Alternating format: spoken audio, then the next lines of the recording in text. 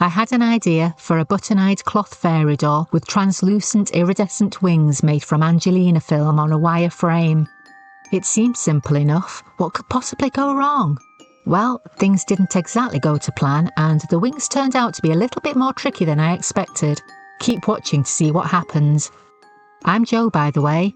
I'm a full-time doll artist based on a narrowboat in Wales. I used white cotton-based fabric for this doll, teamed with some lilac striped cotton for the arms and legs. As usual, this doll is stuffed with kapok fibre. I chose some antique silver finish metal beads for the joints. I decided to give her some shoes painted with blue acrylics.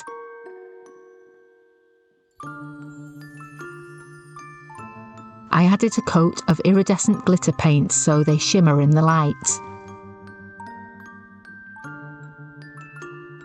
The legs are joined directly to the body with some extra strong polyester thread. I don't use a bead joint for the hips. I just make sure the thread is tight enough to hold the leg in place while still allowing for the doll to be displayed either in a sitting or a standing position.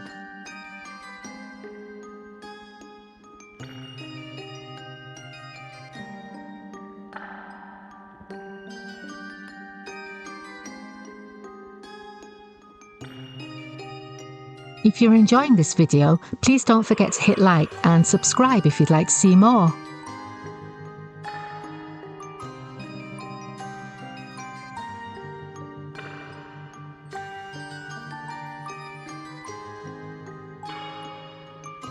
I shaded the eye area with Derwent Coloursoft pencils. These are highly pigmented, so they cover the texture of the fabric really well. Once I've got the shape right, I kind of scrub the colour into the fabric with a blending pencil and set it with a fixative spray. While the fixative was drying, I worked on the dress. I chose some lilac cotton with a white lacy print for the bodice. I added some purple ribbon along the top and hand-stitched it to the doll to get a close fit. I chose some silver tone metal buttons for the eyes with a sort of hammered effect. I added some detail to the face with fine line ink pens, you'll see that soon. I wanted the skirt to be all tattered and fairy-like, so I used the no-sew method. I cut strips of lace fabric in purples and blues. Some people use elastic for the waistband, but mine are permanently attached to the doll, so I use a length of ribbon. I tie it around my sewing machine to keep it steady, then make a loop with the lace strips, tuck it behind the ribbon, then pull the ends through. I keep adding more strips, 2 at a time, until it's long enough to go round the waist.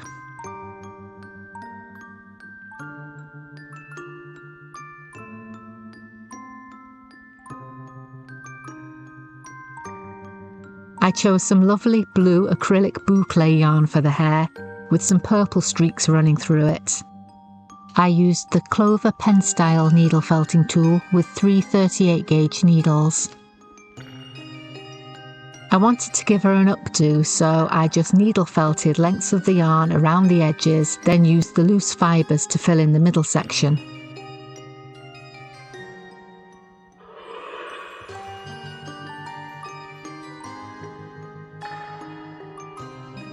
I was excited to experiment with this fusible angelina film. It looked quite pink in the packet, but as I took it out, I could see oranges, yellows, greens and blues, like an oil slick effect.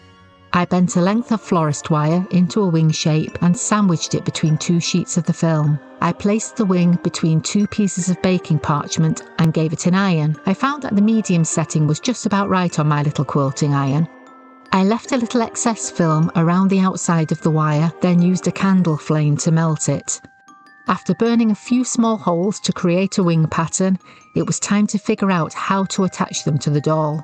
I made some tiny holes in the doll's back with a doll needle, just wide enough to insert the wire. I had to trim the ends a little, then put a dab of glue on them and push them into the holes.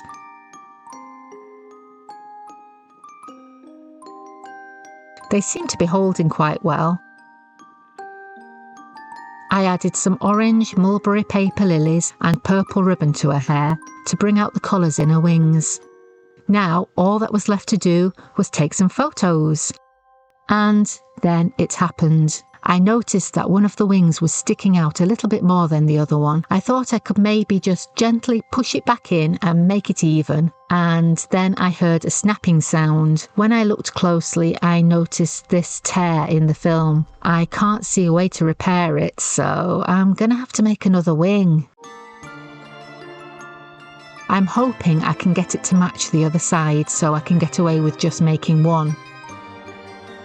Thankfully, I have plenty of the Angelina film left.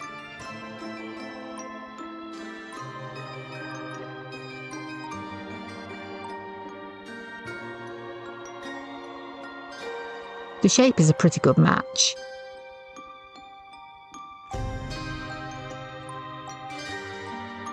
I'm trimming the edges and melting them with the candle again.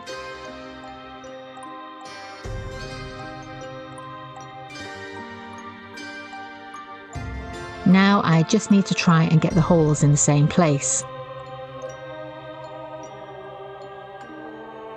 I'm using the end of an incense stick to burn holes in the film. I've seen some artists using a flame to do this, but I want to keep the holes small. The incense stick gives me more control. And it smells nice, which is always a bonus.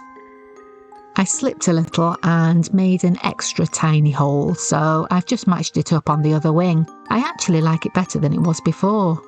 This time I used my mini pliers to position the wings rather than trying to push them in with my fingers. If you'd like to find out more about bead jointing, watch this video next and I'll see you next time. Bye!